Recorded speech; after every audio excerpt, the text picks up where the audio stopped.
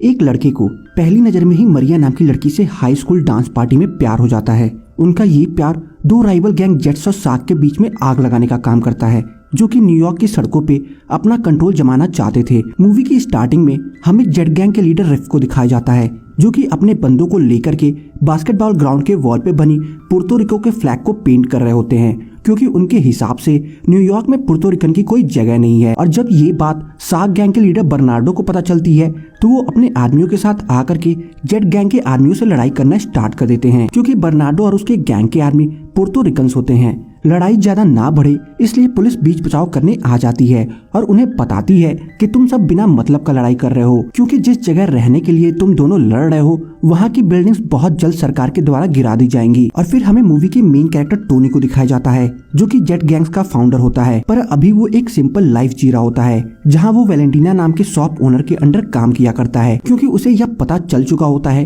कि लड़ाई झगड़े में कुछ नहीं रखा है। और तभी उससे मिलने रिफ आ पहुंचता है, जो कि उससे हाई स्कूल डांस पार्टी में आने को बोलता है। और फिर हमें साग गैंग के लीडर बर्नार्डो की बहन मरिया को दिखाया जाता है, जिसे बर्नार्डो की girlfriend Anita high school dance party में जाने के लिए तैयार कर रही होती है। कि तभी बर्नार्डो अपने फ्रेंड चीनो को लेकर के वहाँ आ जाता है, क्योंकि आज रात डांस पार्टी में मरिया का डांस पार्टनर चीनो होने वाला होता है। पार्टी में पहुंच करके बर्नार्डो अपनी गर्लफ्रेंड अनीता के साथ डांस करना स्टार्ट कर देता है, तो वहीं दूसरी तरफ रिफ अपनी गर्लफ्रेंड ग्रेजिलिया के साथ डांस करना स्टार्ट कर देता है। कि तभी उस डांस पार्टी में टोनी आ जाता है, जिसकी नजर मरिया पे जा पहुंचती है और मरिया की नजर टोनी पे, और दोनों एक दूसरे को पहली नजर में ही प्यार कर बैठते हैं। इस वजह से मरिया और टोनी स्टेज के पीछे जा पहुंचते हैं और एक दूसरे के साथ डांस करना स्टार्ट कर देते हैं, जहां मरिया सही मौका देख करके टोनी को किस कर लेती है। अपनी बहन को पार्टी में ना देख करके बर्नार्डो उसे ढूंढना स्टार्ट कर देता है, जहां ढूंढते वक्त वो अपनी बहन को टोनी के साथ पाता है। पर इससे पहले कि बर्नार्डो टोनी को उसकी इस हरकत के लिए मारे,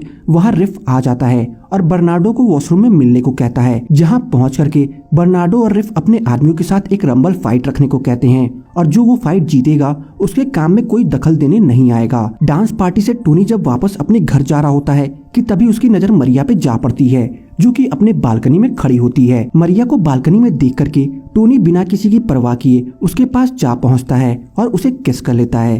किस हो जाने के बाद टोनी मरिया से कल बाहर मिलने को कहता है, जिस पर मरिया रेडी हो जाती है। और फिर अगले दिन टोनी मरिया को लेकर के म्यूजियम में जा पहुंचता है, जहां वो उससे अपने प्यार का इजहार कर देता है, जिससे मरिया भी एक्सेप्ट कर लेती है। कि तभी इधर पुलिस को यह खबर लग जाती है कि आज रात जेट्स और साग के बीच में रंबल मैच होने वाला है। इस वजह से वो जेट्स गैंग के आदमियों को पुलिस स्टेशन में बुला करके उनसे रंबल मैच का लोकेशन पूछते हैं, पर वो उन्हें कुछ नहीं बताते। और इधर उनके टीम का लीडर रिफ पिस्तौल खरीद रहा होता है, ताकि जरूरत पड़ने पर वो उसका इस्तेमाल करके अपनी जान बचा सके। और फिर वो समय भी आ जाता है जब दोनों गैंग अपने आदमियों को लेकर के बताए हुए जगह पे पहुंच जाते हैं, पर टोनी नहीं चाहता था कि लड़ाई हो। इस वजह से वो बर्नार्डो को काफी समझाने की कोशिश करता है, पर बर्नार्डो नहीं मानता और टोनी को मारना स्टार्ट कर देता है, जिस पर टोनी काफी ज्यादा गुस्सा हो जाता है और बर्नार्डो को मारना स्टार्ट कर देता है। पर इससे पहले कि वो उसे मारते मारते मार डाले, उसके अंदर की इंसानियत वापस से जाग उठती है, जिस वजह से वो बर्नार्डो को जिंदा छोड़ देता है। खुद के पास मौका देख करके बर्नार्डो रिफ को मार डालता है। रिफ को मरा देख करके टोनी काफी ज्यादा गुस्सा हो जाता है और वो बर्नार्डो को जान से मार देता है। कि तभी उसी टाइम पुलिस वहां आ पहुंचती है। पुलिस की गाड़ी की आवाज सुन करके सारे आदमी वहां से भाग निकलते हैं और चीनो सीधा मरिया के पास आ पहुंचता है, जहां वो उससे बर्नार्डो की मौत की खबर देता है और बताता है कि बर्नार्डो को मारने वाला कोई और नहीं बल्कि टोनी खुद है। ये सुन करके मरिया को चीनो की बातों पे विश्वास नहीं होता, और जब मरिया अपने घर पहुंचती है तो वहां टोनी पहले से ही मौजूद होता है।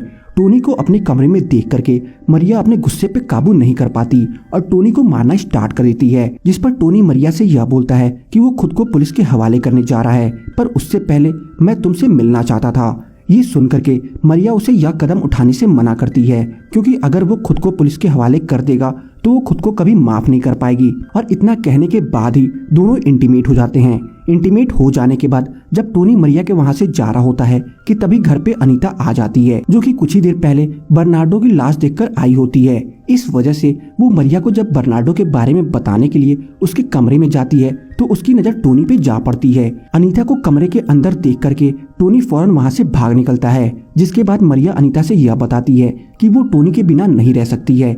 इस पर अनीता मरिया से यह बोलती है कि फिर ठीक है, तुम दोनों इस शहर को छोड़ करके कहीं दूर चले जाओ। इस पर मरिया अनीता से यह बोलती है कि क्या वो ये खबर टोनी तक पहुंचा सकती है कि वो रात में ही यहाँ से निकल जाएंगे।